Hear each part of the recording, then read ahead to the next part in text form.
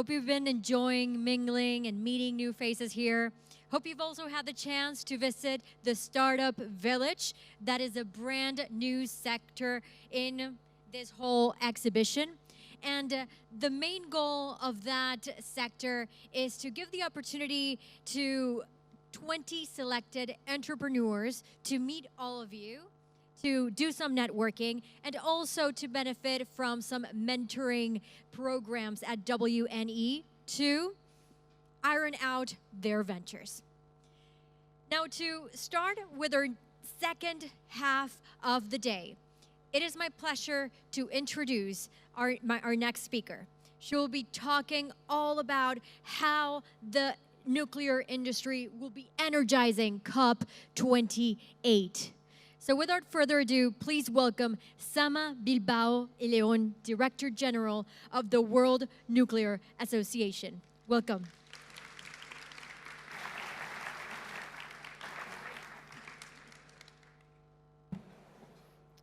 Hello.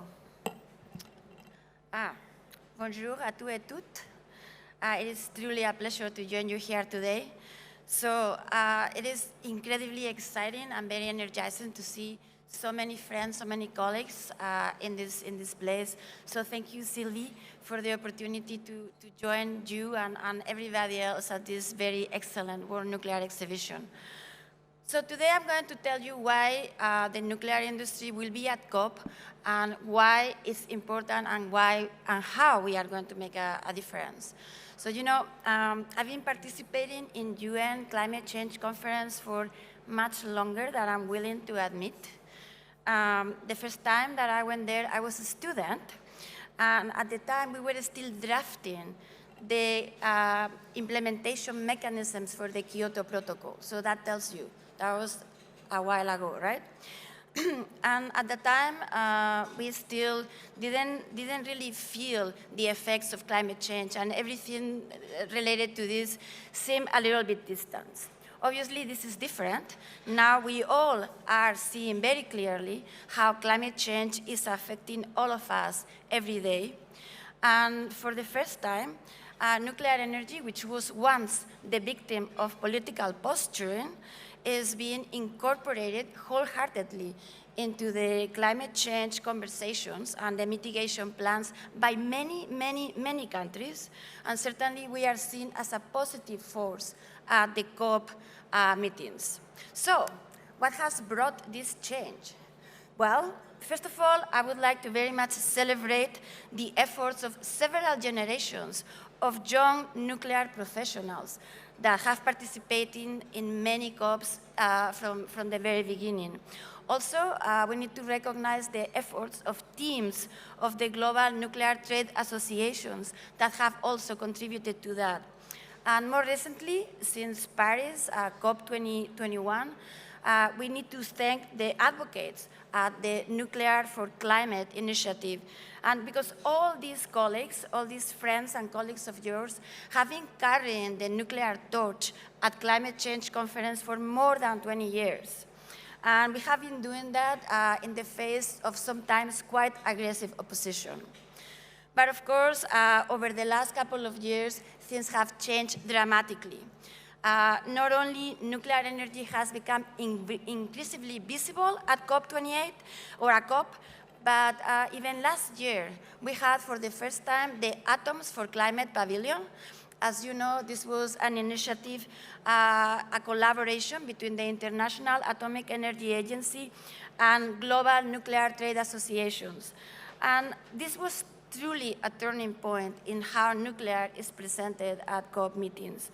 So with the support of many global sponsors from the global nuclear industry, not only we challenge the preconceptions that many people had about nuclear energy, but also we did lay the groundwork to actually make sure that nuclear energy is perceived in a manner that is much more positive and inclusive in the context of climate change.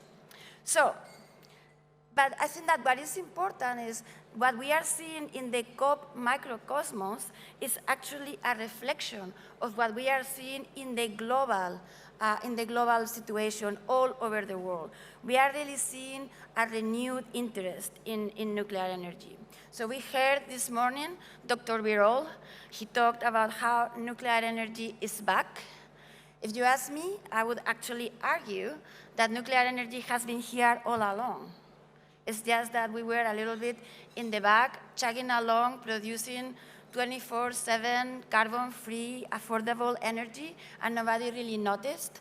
And only in recent times, we have experienced the recognition of, from the policymakers, from the finance community, from the media, from the average citizen all over the place. So this recognition of the important job that existing nuclear power plants have been doing for 5 decades, and the recognition of the incredibly important role that nuclear energy needs to have moving forward. So I think that also central to this entire re-evaluation of energy policies is that many people have realized that climate change, that environmental issues are not the only topic that needs to drive energy policy. Certainly, over the last couple of years, we have really seen very, very clearly the fragility of the fossil fuel supply chains. And we have seen how the energy prices have skyrocketed. We have seen many countries struggle to actually secure sufficient supplies. We have seen industrial competitiveness to actually be wrecked. And many of us in the global north, we have seen some of us push into energy poverty.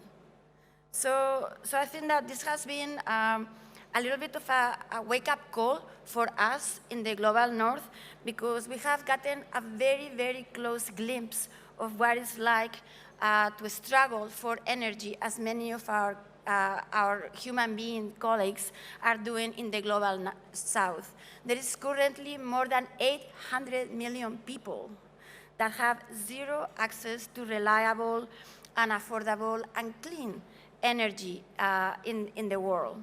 So this is yet another important aspect that we cannot forget. This road to net zero economy cannot be a road that leaves people behind.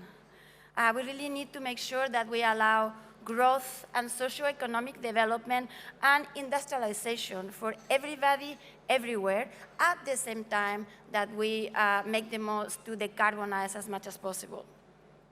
So this is the challenge, right? To meet a net zero economy that is cost-effective and that is equitable, and we do this in the next 25-ish years. No pressure whatsoever, right? So what we need is an all-inclusive approach that is going to make the most of all low-carbon energy sources. And of course, for us here in the global nuclear community, the good news is that nuclear energy can and needs to play a key role here. So for sure, nuclear energy can decarbonize electricity. We know this. We've been doing this for a long time. The other good news is that we can support renewable energy sources by providing this essential dispatchable baseload electricity that is going to overcome their intermittency. And then there is many other opportunities, right? Because nuclear electricity and nuclear heat can also be instrumental to decarbonize the entire economy. So this is district heating, this is cogeneration for industrial applications, this is shipping, this is hydrogen, ammonia, synthetic fuels. So tons of opportunities. So what does this mean to us? This means that for all those things to become a reality, the global capacity of nuclear energy needs to multiply by 3. We need to triple. So again, think about what this means. How are we going to be achieving this? So first of all, we really need to make sure that we make the most the use of the reactors that are in operation today. As you know, we have over 400 gigawatts of nuclear capacity operating today. And as I said before, these reactors produce about 10% of the global electricity, and they do this day in and day out, 24 hours a day, very silently, very cleanly, very affordably. So many of these reactors have an average age of just over 30 years. And knowing that we are going to be able to operate this reactor for 60, perhaps 80 years, this means that most of these reactors that we have today could potentially be generating 24/7 electricity in 2050. Certainly way beyond many of the wind turbines and solar panels that we have operating today. So, but of course, maintaining the global fleet is not enough. We need to do much more. So today, we have 60 gigawatts of new nuclear that are being under construction all over the world. And knowing that in average, it takes 6 to 7 years for a large nuclear power plant to be built in average, all these reactors will be up and running by 2050. We also, but by 2030, sorry. We also have 110 more reactors that are planned, and we are starting to see them moving forward. And of course, we have many exciting new projects with small modular reactors and advanced technologies. So we are going to see many of these demonstration projects to become a reality this decade. So, with serious construction, with these revealed supply chains that we are working on, with increased use of innovation, we really are going to accelerate the way we build nuclear energy. But again, let's realize that there is an enormous need for increased demand. The IEA, International Energy Agency, projects an increase of 150% increase only in electricity demand. So this means that we really, really need to accelerate.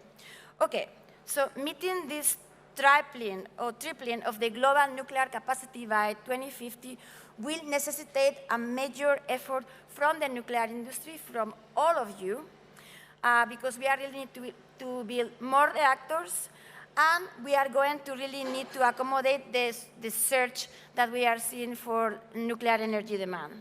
So we do have challenges, as you very well know. So we really need to turn this political goodwill that we are starting to see into actionable and pragmatic policies. We need to streamline the licensing and regulatory processes. We really absolutely need to secure affordable financing, and we really need to rebuild the global nuclear capacity. And with that, I mean industrial infrastructure and human resources, both of them. So to do that, we are going to need to bring together governments, because at the end of the day, our policymakers are the ones that are going to set these bold and pragmatic policies and energy markets. But then we in the nuclear industry need to work together with them, because ultimately it is you, all of you, that are going to build and operate these nuclear reactors in the future.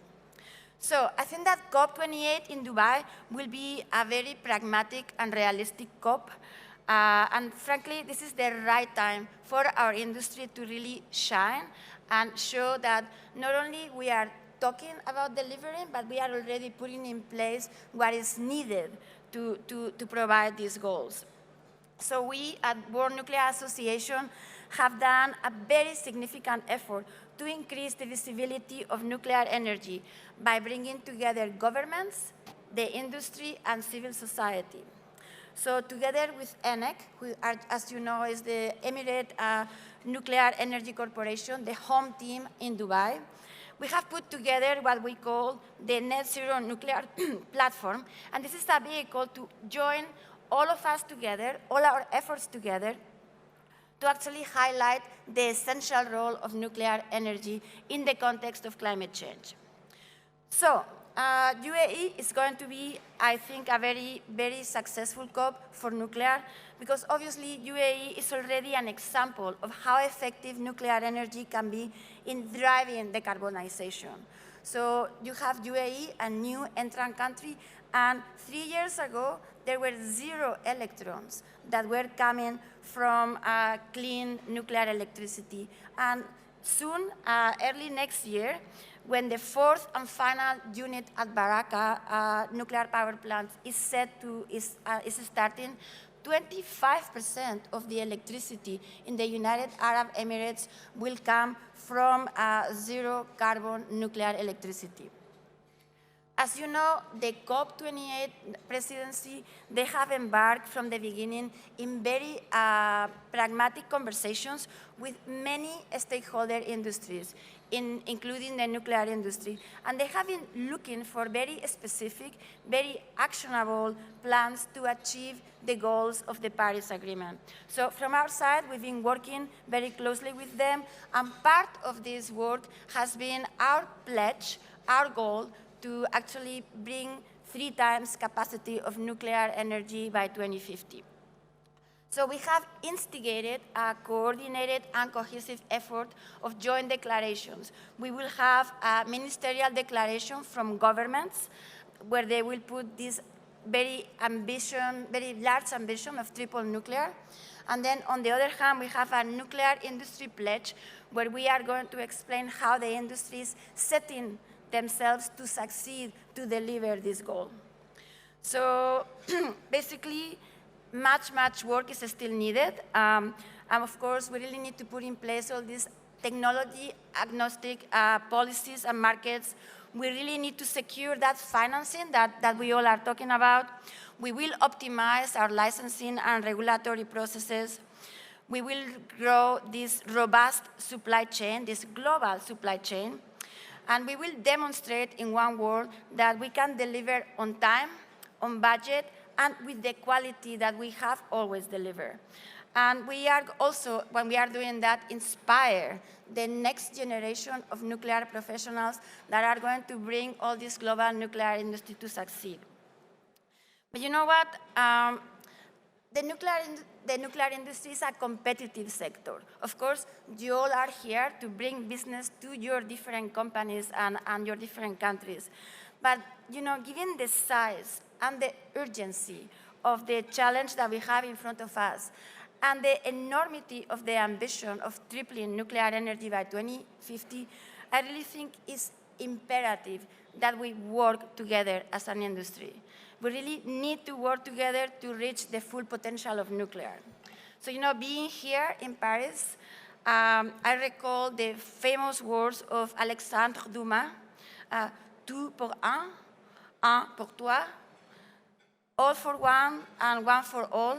So we really need to work together as a global nuclear community, because only working together we are going to achieve this goal of tripling nuclear capacity and actually making a huge difference, ensuring that everybody, everywhere in the world has access to abundant, affordable, 24/7 clean energy. So thank you very much. Have a lovely exhibition.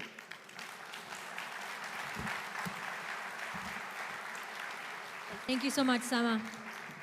We are indeed hearing again and again about the need to maximize nuclear reactors. And of course, the need for this international collaboration to make this happen. And of course, the need to train and mentor the new workforce.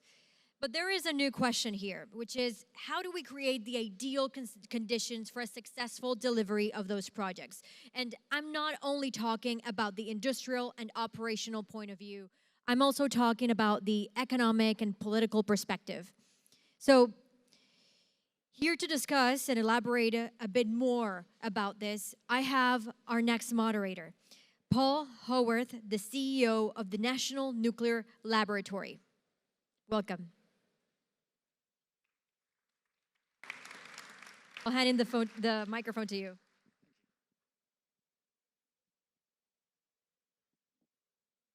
Well, good afternoon, ladies and gentlemen, and delighted to have been asked to chair this panel session.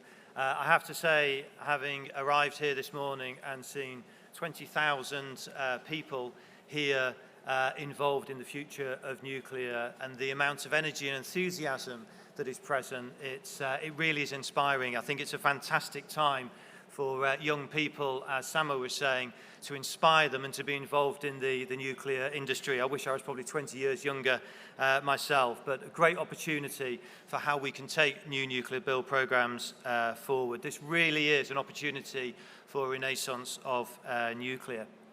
However, as mentioned, there's a key factor that we need to address, and that is around serial production and fleet build of nuclear reactor systems. To really get this renaissance up and running, we need to ensure that we can deliver new nuclear build projects to time, that we can learn how we do it, that we can get the supply chain up and running, and we can demonstrate to the financial community that we can do this at low risk and we can guarantee the returns and the deliveries.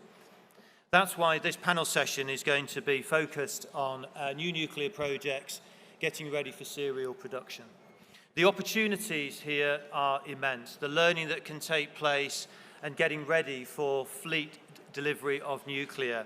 However, there are also some key challenges that need to be addressed with regards to getting the skills ready, making sure the supply chain can deliver, and addressing the point over standardization versus diversified fleet. And how do we balance innovation versus a standard product? So to help me this afternoon to unpack some of these issues, I'm going to introduce my panel members and ask them to join me on stage. I'll introduce them one by one. So first of all, if we'd welcome to the stage Mr. Alan Transer, who is the General Deputy Head of Industrial Quality and Nuclear Skills at EDF. Thank you.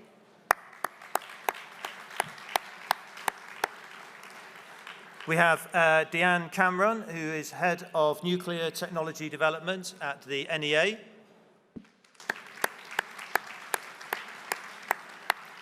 We have Mr. Ken Hartwick, who is the President and CEO of Ontario Power Generation. Mr. Jiang Tai, who is President of China Nuclear Power Engineering Europe.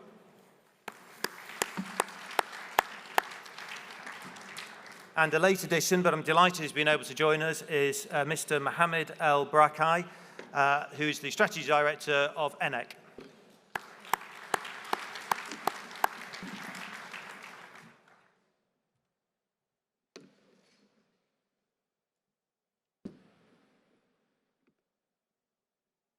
Okay, so many thanks for joining me on this panel session. The first thing that I'd like to do is ask each of the panel members to say a few words to set the context of their interests and involvement with regards to serial build and fleet production. First of all, though, I'd like Diane Cameron from the OECD and NEA's perspective to provide a bit of an overview with regards to where we see things up to at present. So Diane, over to you. Good afternoon, everyone. And Paul, thank you so much for the introduction. It's a pleasure to be here on this panel with such esteemed colleagues.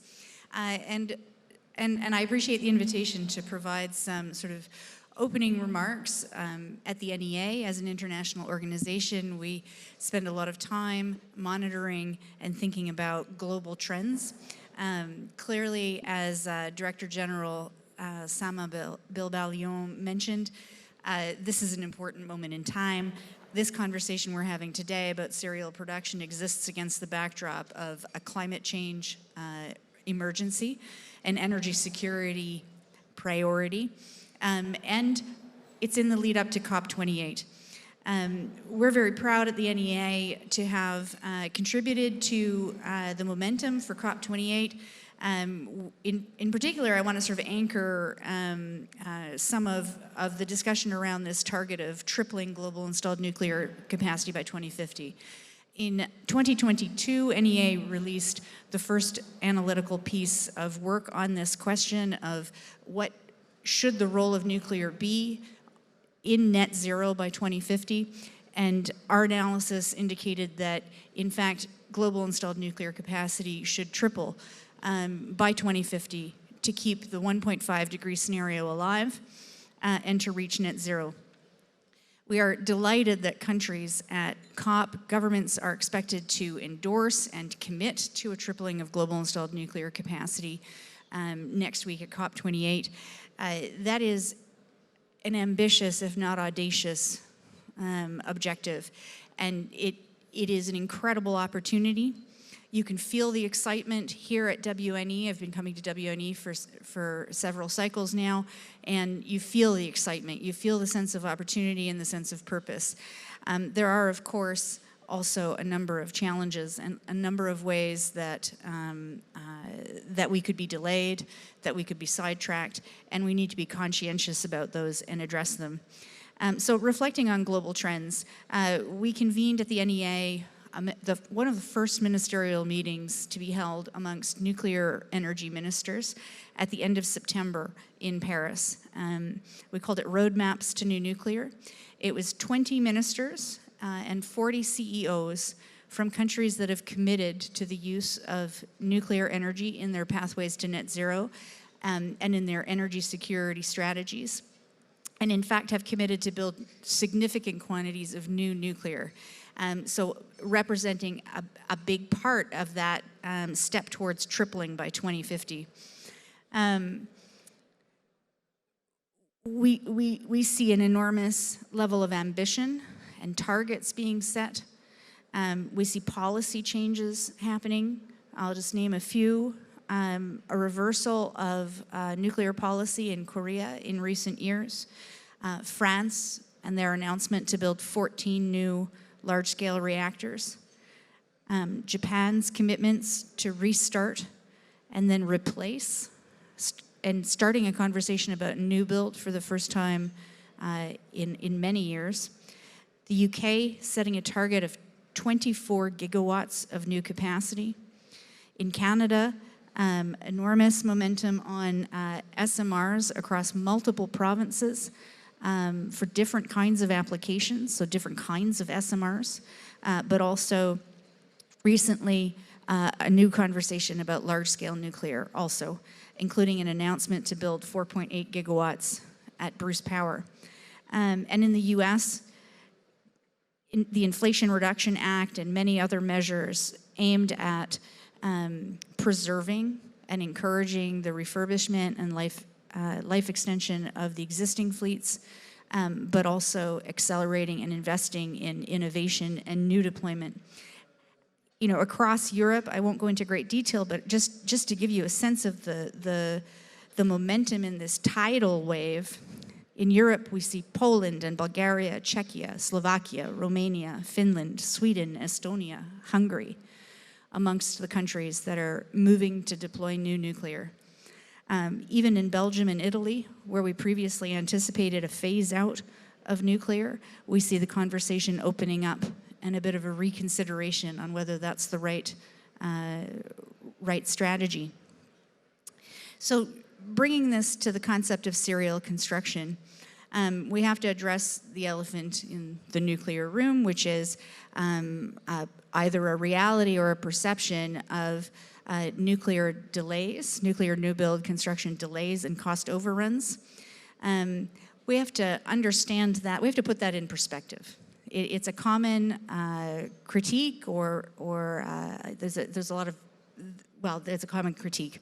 But putting it in perspective, we need to consider that other large infrastructure projects face similar challenges. It's not necessarily unique to nuclear. Rail lines, gas pipelines, airports face similar challenges. So there's something about large infrastructure projects that is challenging. And when we look at nuclear in particular, nuclear large-scale new builds, our analysis at NEA in a report we released in 2020 essentially concludes that almost all of the causes of delays and overruns of the examples that are often cited can be attributed to basically atrophy. Atrophy of the talent pipeline, atrophy of the supply chain that was the direct result of underinvestment over the course of 20 years.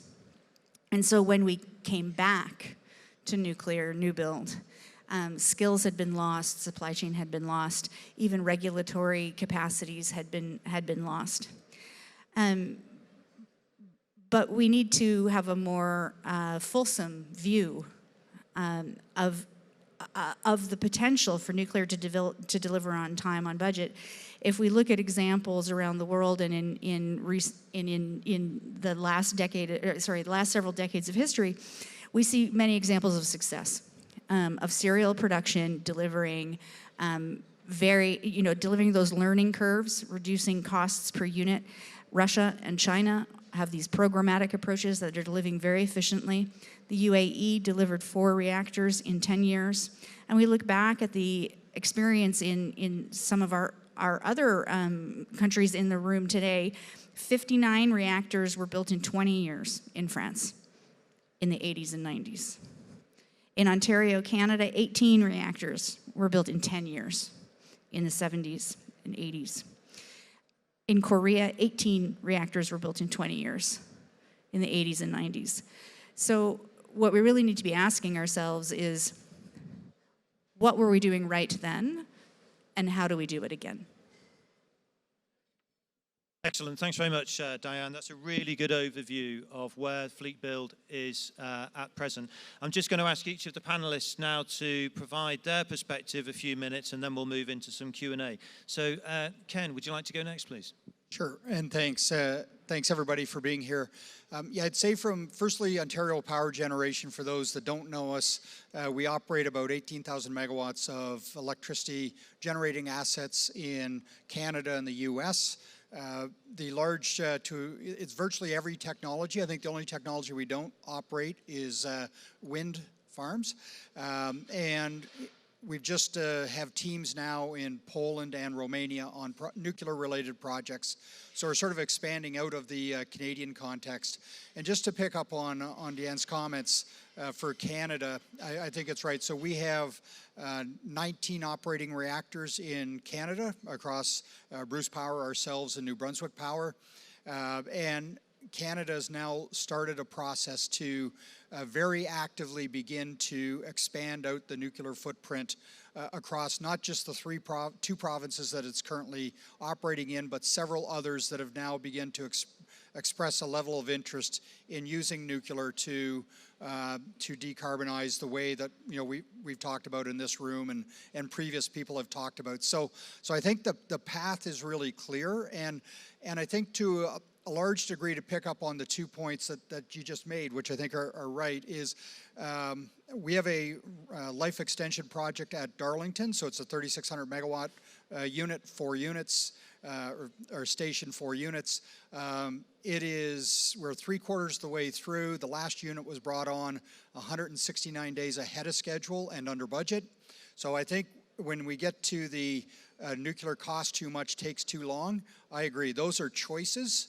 They're not decisions. So these can be done really well, and I attribute a lot of the success to our partners at Bruce Power, who have adopted exactly what Sama talked about, which is cooperation between nuclear companies to do things right. So I think we have to dispel the myth that this can't be done well. It can be if we choose to do it in the way. I'd say secondly, on the sort of the serial part, which is part of the conversation today, it's we've also announced we're going to build 4 SMRs on one of our sites of a GEH technology. And again, our view on whatever the technology bent is, not necessarily the one we've selected, is that we have to get it to the point where you finish the design, you do the design, and that is the design. The thing that let's make it better and different every single time, that is perhaps one of the choices we make so we cannot be successful in building new nuclear. And I think what we intend to do on our site, we will have the first reactor operational in 29.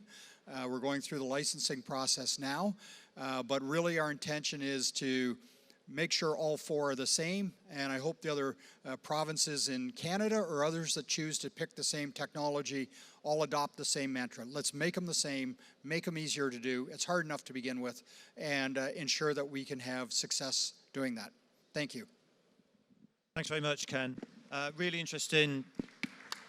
It's great to hear, actually, some really good stories that are out there in terms of how new nuclear build projects are learning from the experience of refurbishments, etc. I want to return back to that point a bit later. But I'd like to hand over to Mr. Tai now to give a bit of a view from how things are going in China, which again is also progressing new nuclear build at pace. Okay, thank you, Paul. Thank you all. Good afternoon. I'm glad to be here to talk to you. Thank you very much. I'm from the CNPE, China Nuclear Power Engineering Corporation, which is the largest nuclear power plant delivery company, I think. It's also the largest in the world. With the capability of the research and engineering and equipment integration, construction, as well as commissioning. In the last 16 years, CNPE delivered 14 units nuclear power plant. And right now, there are 11 units are under construction.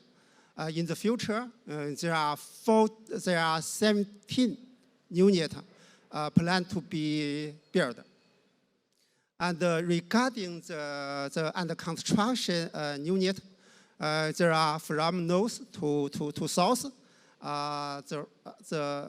In the east and north, in Liaoning province, Xidapu nuclear power station, there are 4 units are under construction. 2 of them is WNER 1000, cooperated with Russia.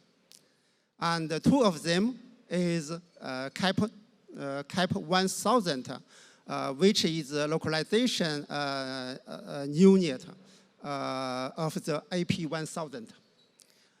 In the East China Jiangsu province, there is Tianwan nuclear power plant, and 2 units are under construction. It's also the WNER 1000 unit. In the east south of China, Fujian province, there is Zhangzhou nuclear power plant. Right now, there are 2 units, HPR 1000 units are under construction. In the south of China, Hainan province, there is a Hainan nuclear power plant. In this power plant, 2 units of HPR 1000 are under construction. And as well, 1 small modular reactor demonstration unit is under construction. That's all. Thank you. Thank you very much, Mr. Tai. So that's pretty impressive. So not only is it fleet build, but it's fleet build of different types of reactors all at the same time. VVRs, HPR 1000s, AP 1000s, EPRs, everything ongoing. That's pretty impressive. Let's come back to some of the learning from that a bit later. Mohammed, the build program at ENEC and Baraka is probably one of the best known success stories to date. So I'd like to just hear a little from yourself on the success of that program. Thank you. First of all, thank you for having me and inviting me to speak. As you know, a little over a decade ago, we started our program at the Emirates Nuclear Energy Corporation. And the idea was to diversify our energy mix. We start right now, we're happy to say we have 3 operating plants safely, and the 4th one is coming very soon. 2 weeks ago, we received the operating license. So we're going to start all the fuel load preparations and loading the fuel. Once we have the 4 plants up and running, that would cover 25% of the country's demand. At the same time, those 4 plants will help avoid 22.4 million tons of CO2. Now, 22.4 million tons of CO2, this is equivalent to 4.2 million cars off the road. So it's a major decarbonization effort. And it's really nice to be here talking about this success just right before COP. because we think nuclear is at that pathway, and we're happy. We're enjoying very clean electricity right now, and happy to support and be part of this journey. Thank you. Thank you, Mohammed. It does deserve a round of applause for the success that they've had in Baraka. And then finally to Alan to give an overview as far as EDF's experience is concerned. Yeah, good afternoon, all of you.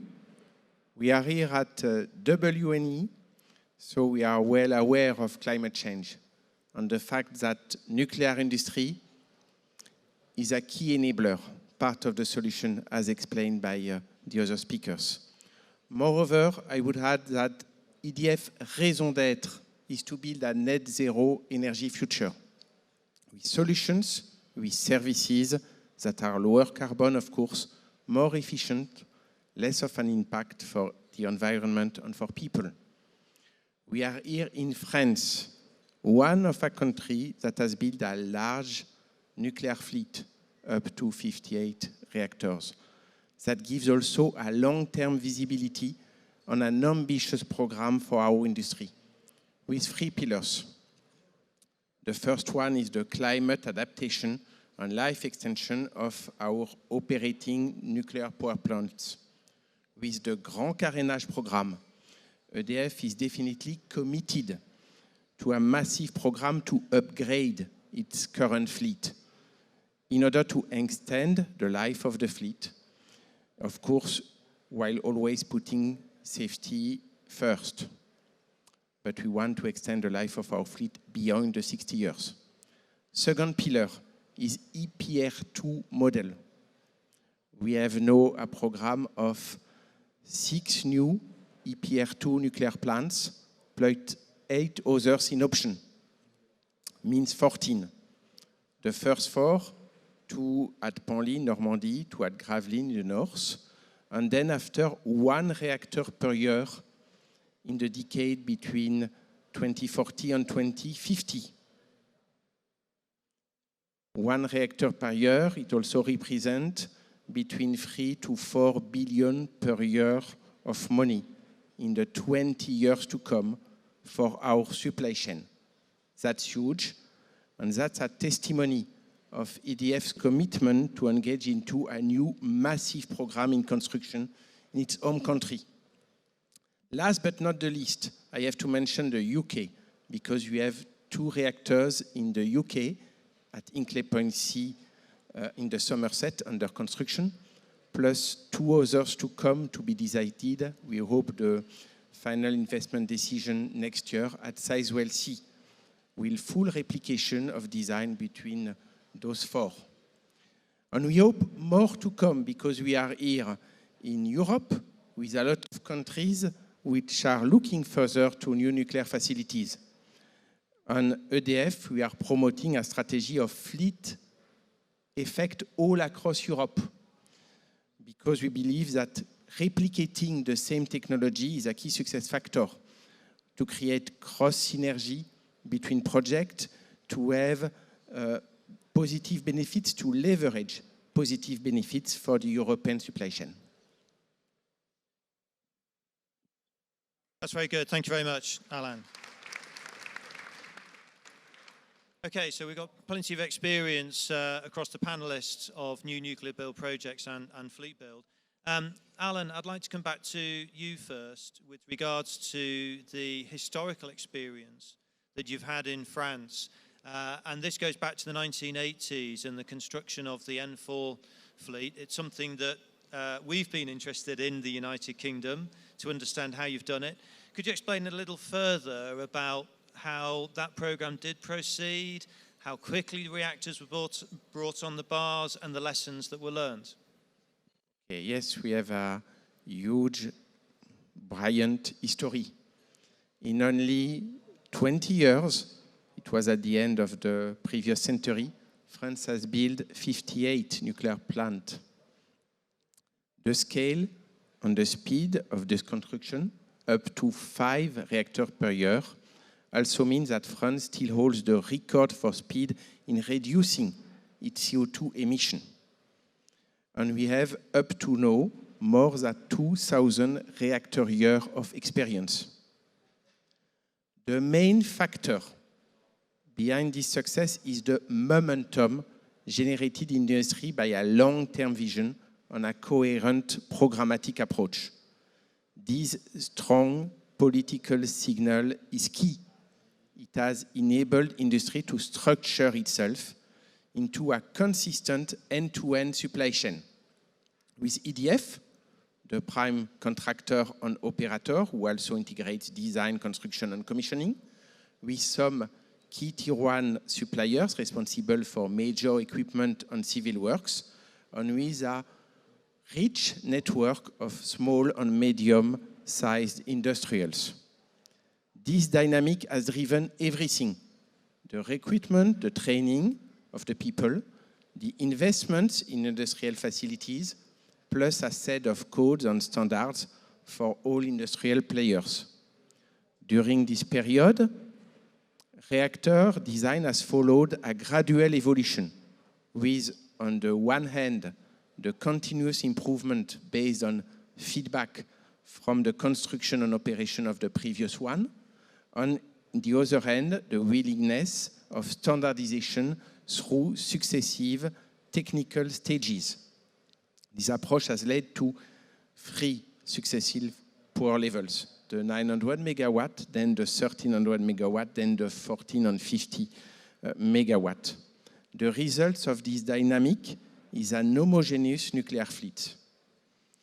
The standardization, of course, is still a huge benefit for us because it still generates fixed cost synergies, for example, in supplier qualification efforts, for example, for spare parts.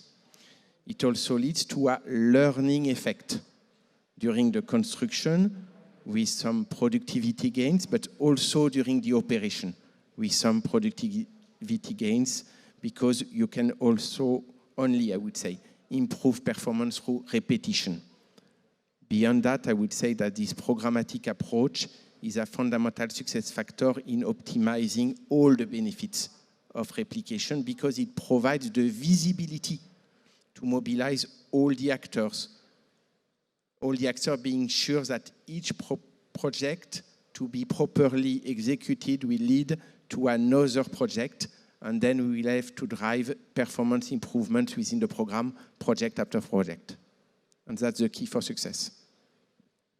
So 5 reactors a year, you see, it is possible to do this. We will get there. The learning that was captured from the 1980s, Alain, now with the new build program in France and that long-term vision that you noted, which is so important, are you still able to capture that long-term, the learning that you've achieved and apply it to the deployment of EPR2? Can you still capture that learning now? The answer is yes, and as you know, perhaps, I'm leading the Excel plan since 3 years, which is our plan for EDF and its supply chain, in order to gather all the lessons learned from the past, but also all the lessons learned from the difficulties we experienced at Flamanville, in order to regain the cutting-edge level in efficiency, in quality, in rigor required for our industry. And indeed, EPR2 is a part of a process of facilitating the construction and industrial quality of EPR model. And it incorporates performance optimization based on this feedback from Flamanville in terms of design simplifications, of course, in terms of reduction of the number of equipments using standard parts in catalogs, in terms of prefabrication or even modularization of a certain large of assemblies, all those being meant in order to facilitate the on-site work, because time to market for construction, that's the key. Then we cannot have to forget digitalization, which is completely new, but with EPR2, we are the first reactor which is fully digital, means a 3D mock-up up to execution design plus a 4D planning, and all is entirely in a data-centric approach. Means that data becomes the single source of information for EDF on all the suppliers, and it's really also important with replication in order to keep the, I would say, the memory, you know. Of course, also, we have the early involvement of all the supply chains, starting to work with us during the basing design in order to implement the very efficient method statement, the very efficient catalogs within the design in order to ease the industrial feasibility. And last but not the least, we have a documented feedback from all the people from EDF, all the people from Framatome, all the people from the supply chain who have worked on the first EPR generation, some of them at Taishan, some of them at Olkiluoto, some of them at Flamanville, some of them at Hinkley Point C. At the end of the day, what we have to promote is first, the fact that our industry is not apart. There are some basics that you can learn from all other industries regarding mega projects. Could be from oil and gas industry or airplane industry or space industry or naval industry. But there are some standards you could apply, one of these being the governance. We have to install a very strict governance in order to, I would say, be completely sure that you are not getting in the next step without a very strict handover from the previous step in order to limit as much as possible the rework. Second, we need to remain pragmatic and humble in our industry due to the huge difficulty, due to the regulation. Of course, we have a very demanding regulation, and due also to the huge number of parts we have to deliver and the huge number of interfaces we have to manage. And the more complex it is, the more simple we should act. That's why we have to streamline everything we can, starting with the technical specification or the way to make the oversight. That's why we have to replicate, to copy everything we can in order to make those projects as simple as we can. That's really interesting. Some key points raised there. Simplification of the design, limit the on-site works, digitization, prefabrication, governance. I think that's a really key point, not wanting to rush ahead in the project. Mr. Tai, could I turn to yourself now? The learning that you found in CPNE with regards to the new nuclear build projects. What's gone well? What could go better in the future from your perspective? Okay. Regarding your questions, first I want to say some word regarding the lessons learned. And firstly, safety and quality is always the first priority of all the relevant of the construction nuclear power plant. There is a slogan inside my colleagues that is slow is fast.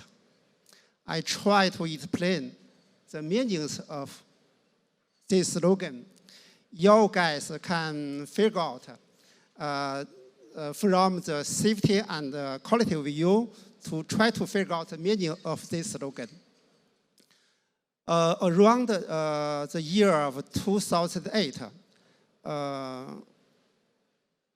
there is an ambitious plan for construction nuclear power plant in China, and it's working well. It's going well.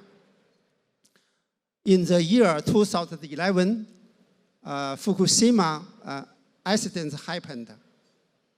At that time, all nuclear power plants in China, both in operation and construction, are required to perform the safety assessment.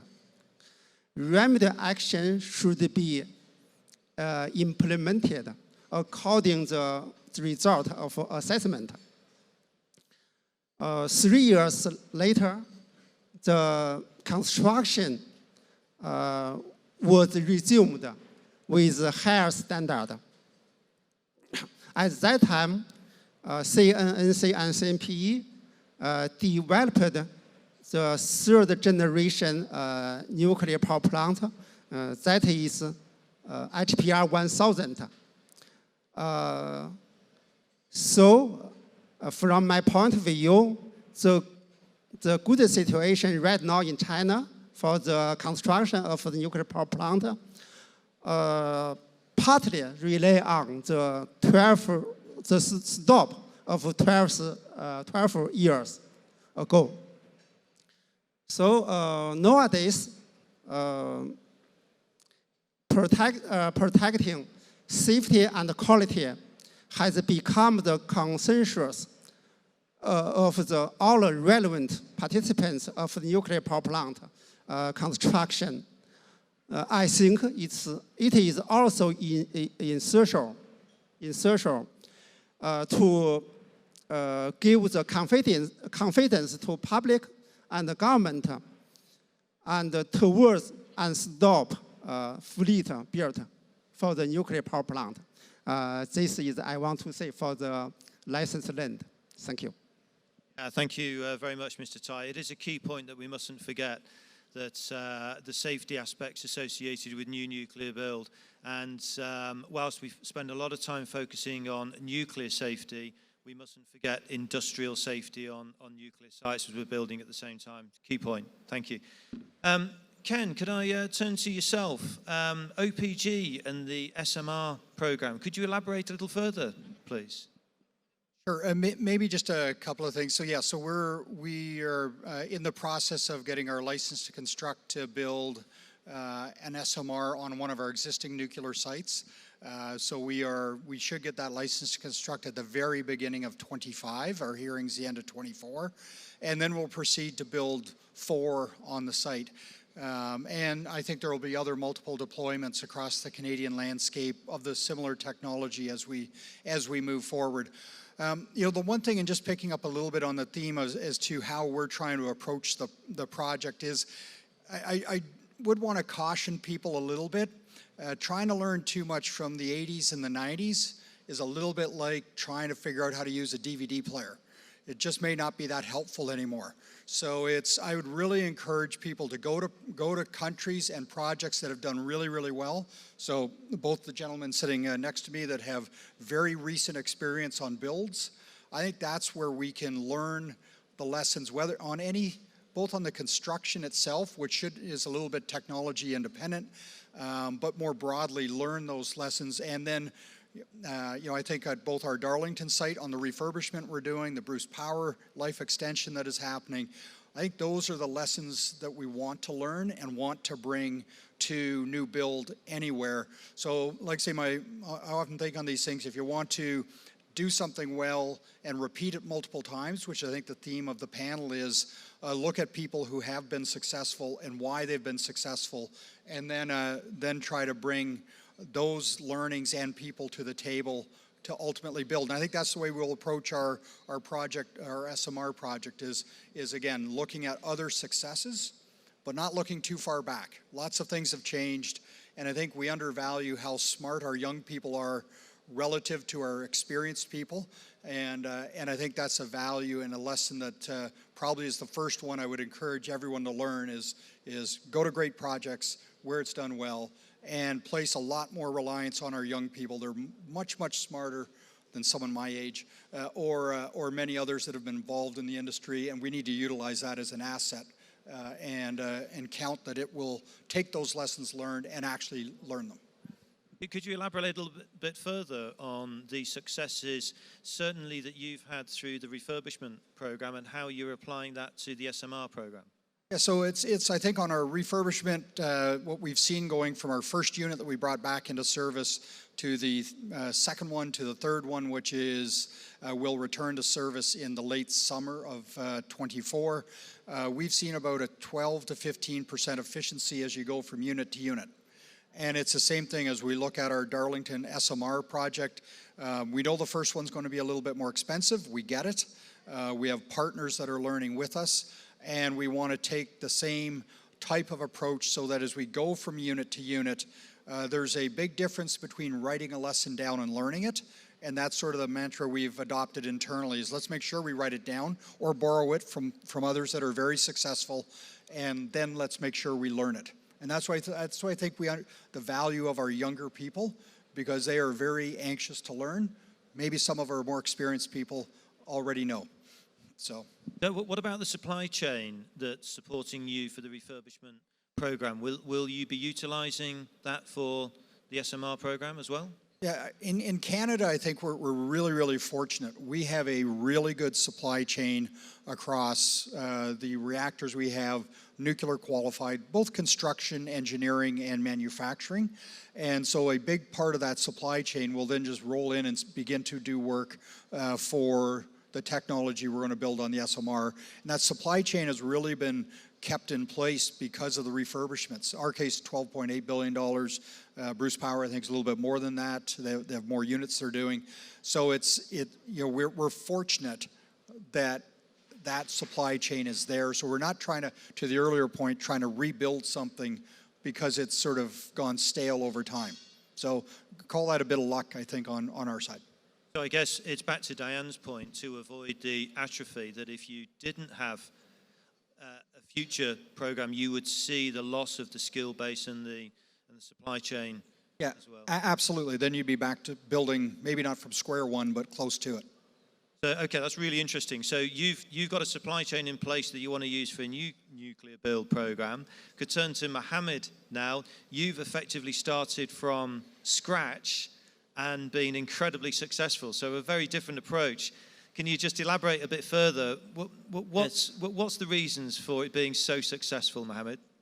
The Emirates Nuclear Energy Program, when we established that program, it's one of the most strategic, biggest programs that we embarked on as a country.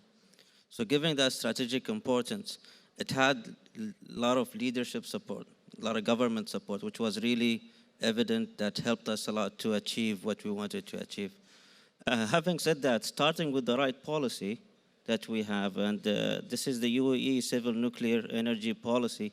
It's online, and we call it the golden standard. That was the starting point where we commit to highest standards of safety, security, and non-proliferation. And from that policy, we started strategizing our roadmaps for success. So we put a roadmap that's putting all that we need from a nuclear program from A to Z.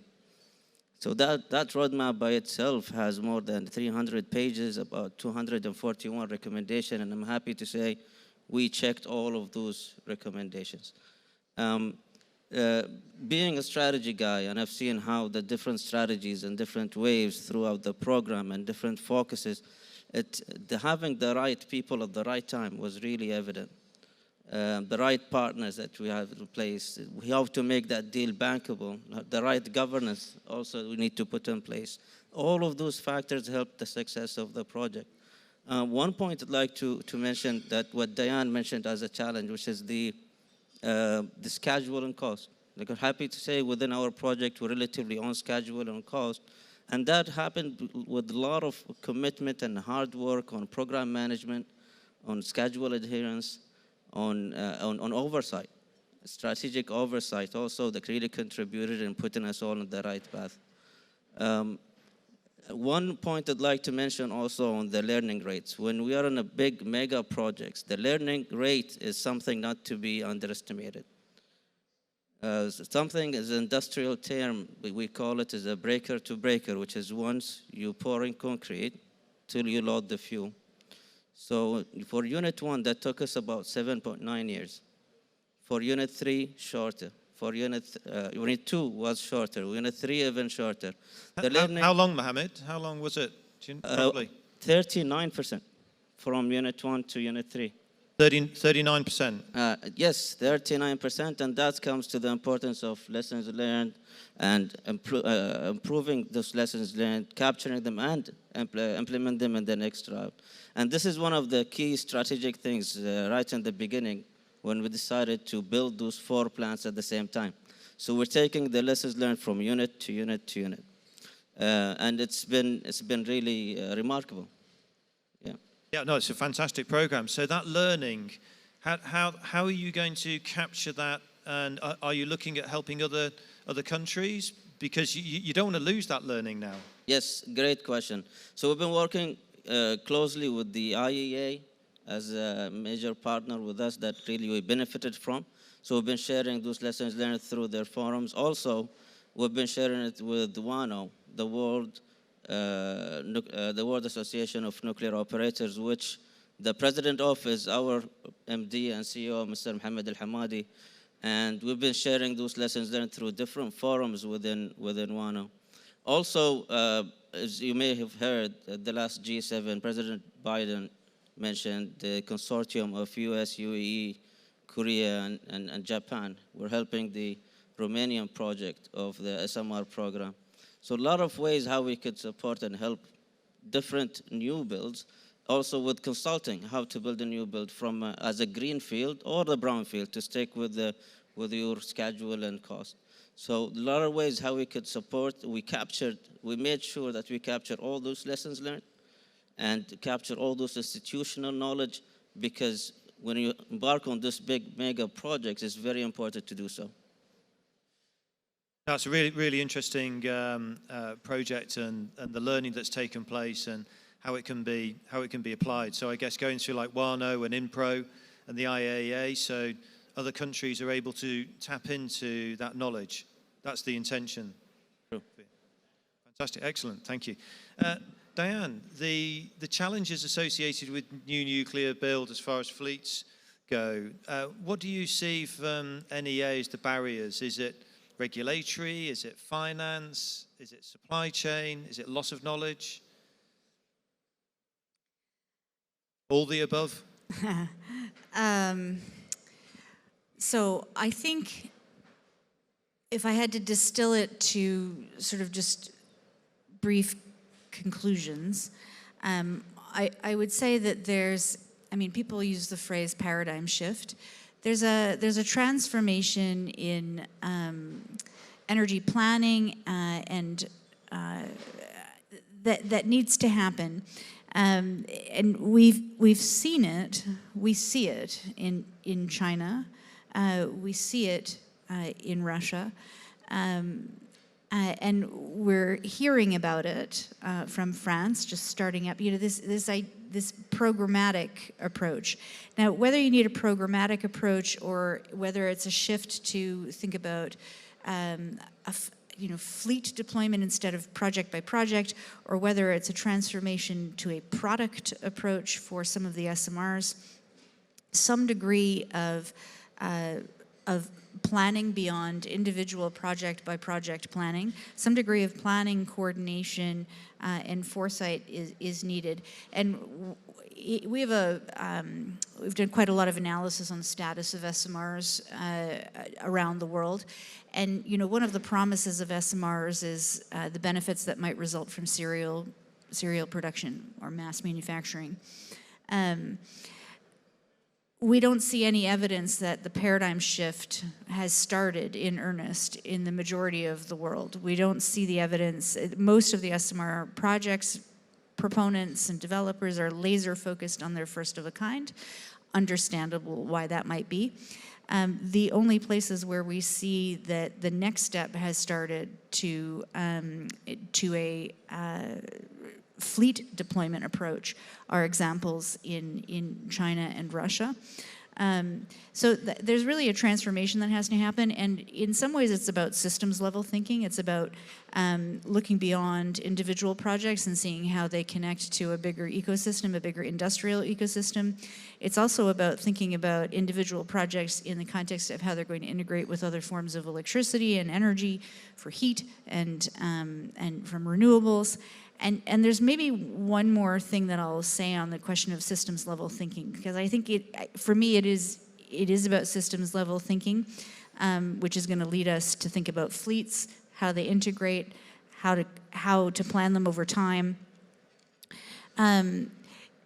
There's something also about the economics of nuclear that requires systems level thinking that's worth noting here.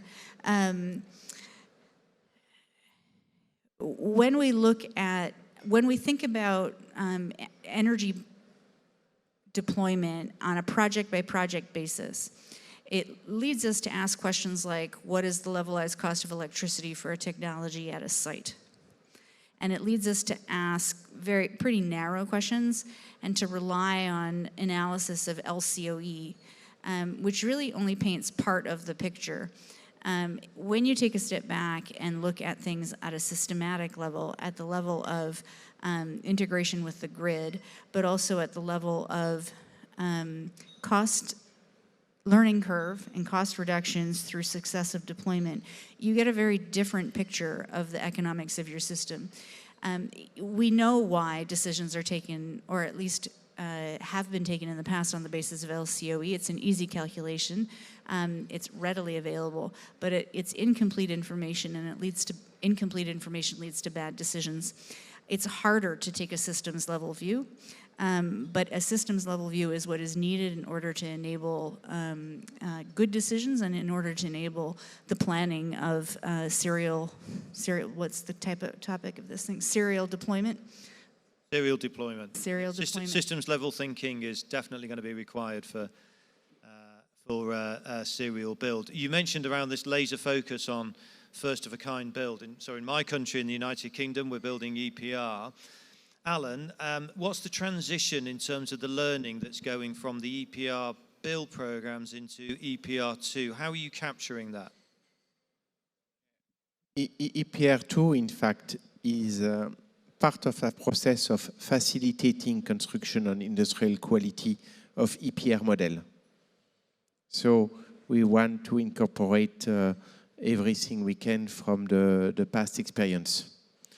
And as you said, we don't have to promise someone the earth, but with the learning curve, we can target 30% savings, both in time to market and in cost, of course, through the different levers I already mentioned. And yes, as I often say to my engineers, we don't have to be too clever, we don't have to be too smart, we just have to copy.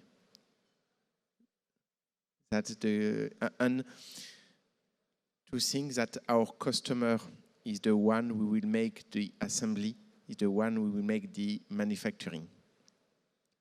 We've got to resist wishing to always change and improve things, haven't we? Yes. The difficulty is, as nuclear engineers, we always want to innovate and look to improve. We've just got to be strict and standardize things. As you mentioned earlier, I think the governance is very important to have in place. You've got to be strict. Because sometimes the best is the enemy of the safe, you know, also. Thank you. Mr. Tai, the learning in China, CPNE, how are you capturing that learning? Do you capture it centrally and then apply it to the next build project? How do you manage all of these different projects and the learning? And this is managed centrally by CNPE by some kind of means. For example, the information management systems and experience feedback systems, as well as the top 10 management systems. These systems developed by CNPE and works well. And from this these systems, all of the informations can be shared in entire company. And that's proved successful. You've seen that knowledge getting passed on to future build projects. What's your question? So are you actively seeing that knowledge and learning being passed on to the next build project? Yes, yes. Regarding this issue, I think is to balance how to balance the design change and the standard approach is a big problem for us. Generally, the innovation of the design change is encouraged in CMPE. But from schedule and cost point of view, the standard approach is appreciated. For this issue, there are many proposals from design institutes, from construction, from the manufacturing, from the commissioning, as well as the operation. These proposals are carefully studied by the design institute, and some of them are adopted in coming nuclear power plant.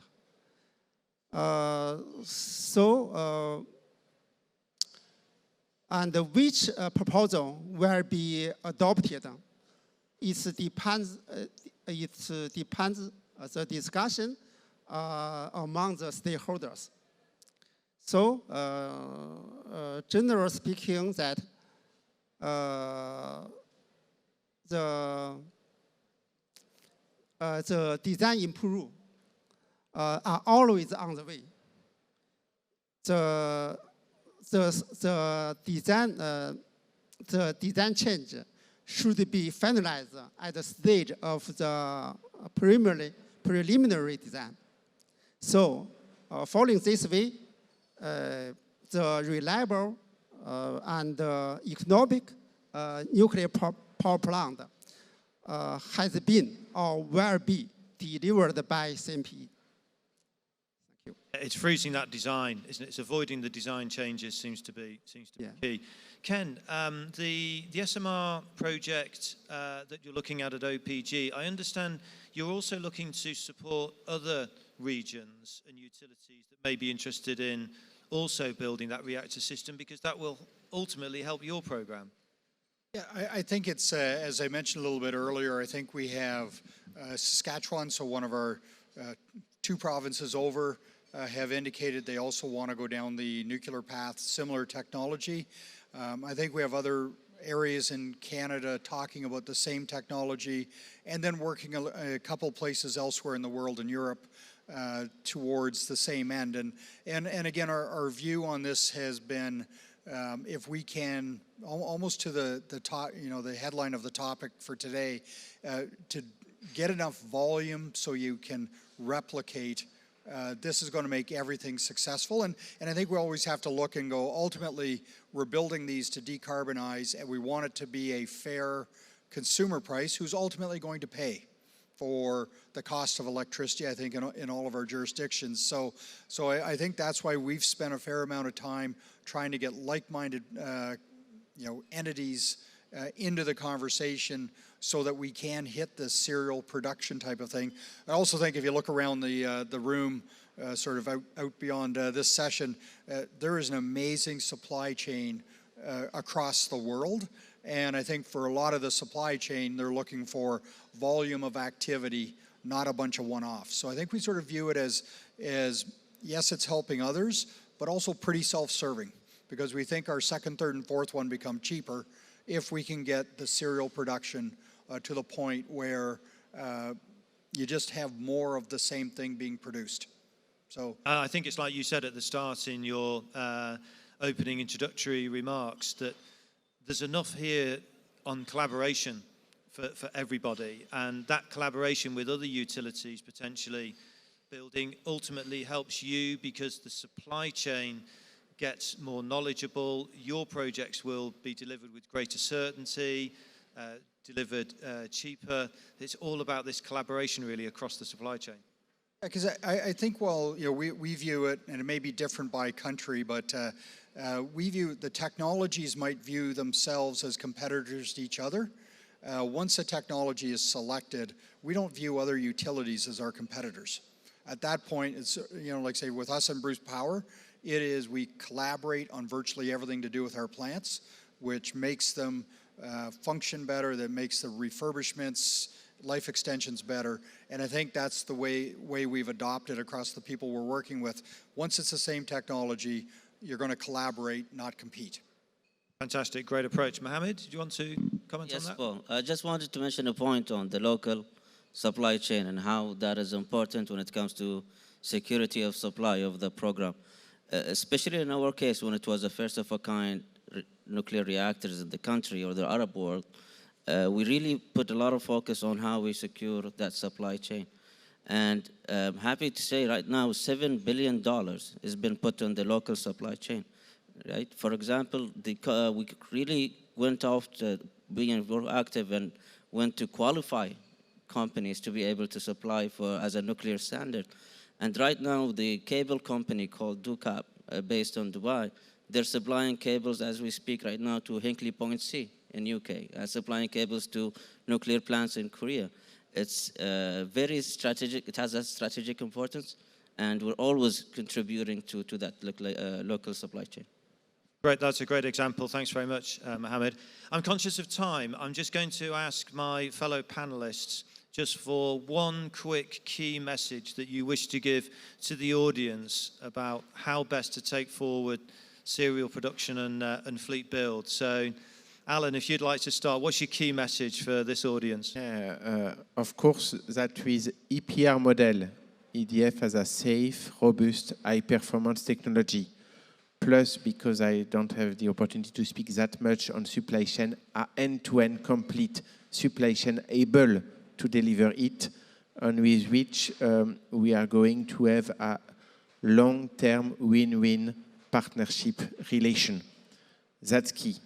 Second point is after a period without construction, the new EPR reactor plus the, I would say, strong political signal enable us to relaunch completely the dynamic through Excel plan in order to regain the highest level of efficiency, quality, and rigor that we need for a perfect project execution. And today, as we can see at WNE, there are many industrials very mobilized on that fantastic project. Fantastic. So it's about a win-win partnership for perfect project execution. Love it. Mohammed? Thank you. If we look at the global signals throughout the world, I want to mention what Diane mentioned. There are a lot of countries right now embarking on their nuclear journey and their nuclear program for two obvious reasons. One being energy security, second being to meet their net zero targets. Now, as I mentioned, it's really good to be here right before COP. COP is happening in 2 days' time. It's going to be the official opening, and it will be really great to demonstrate the nuclear role within the decarbonization of the sector. To give you an example, those 4 reactors at Baraka, they're going to contribute to more than 46% of our country's NDCs. That's the national deterministic contribution of reduction of CO2s. That's big. As John Kerry mentioned, there is no net zero without nuclear. And I want to highlight to what Sama Bilbao mentioned as we launched INEC and WNA, the net zero nuclear initiative during COP. And here we're going to declare, a lot of governments are going to declare with us the tripling nuclear effort, and would like to invite you and see you all there to decarbonize our sector and reach to our net zero targets. Thank you. Great, thank you, Mohammed, and we wish you well with a successful COP conference taking place starting next week, I believe. Thank you. Mr. Tai, what's your one key message then for this audience today? I would like to talk about 2 points. The first is I would like to emphasize again for the safety and security is the precondition for the fleet construction. The second point is we discussed the supply chain right now. I want to say some more words regarding the how to manage the supply chain in CMPE. There is a qualified list with star level supply list. This list should be periodically assessment, and the supplier the supplier from overseas is included. That's for sure. And the supplier with a high star level will have the advantage in the tender process. And also, CMP cooperated with the supplier to develop the supply capability. In the first IPR 1000, CMP cooperated with the supplier to develop 411 equipment. This equipment designed to anti the CV accident. And this equipment had passed qualification test, especially for the prototype equipment. And finally, I would like to welcome all of your guests to visit CNNC platform. Maybe there is a surprise for you. Thank you all. Brilliant, thank you, Mr. Tai. So I welcome you raising the safety and security point as well, and there's an invitation for anybody to go to see your stand here and the surprise as well. So thank you. Ken, what's your key message for this audience? Sure, I think it's really simple. I think if we look at our Paris Accord targets, probably most countries here are on track to miss them. So I think we have to be honest with ourselves. There's no need to. And I do think that if on the industry side, you give policymakers confidence that this can be done right and will be a big part of the solution, and I think policymakers will respond well and then support and endorse all the things we want to talk about to get to serial production. And I think with in Canada, again, I think we're fortunate. We have great alignment among our provinces and federal government, and I'd say if anything, the consistent question we get now is, can you go a little bit faster? Can you do a little bit more on the nuclear front, as long as with a lot of other technologies? So give policymakers the confidence to do what they should be doing so we can all hit the targets that we've set for ourselves. Perfect, well said. Thank you, Ken. Deanne? So the targets are ambitious. They're not out of reach, but they do require decisions and choices to be made and investments to be made. It is exciting to see such a vibrant supply chain here at WNE.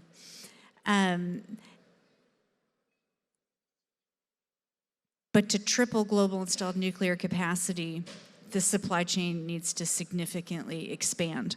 So there is a vibrant supply chain, but if everybody who's saying they're going to build starts building or tries to build at the same time, I think we're going to have some bottlenecks. And so we're going to have to think about how to amplify the supply chain and increase the talent pipeline.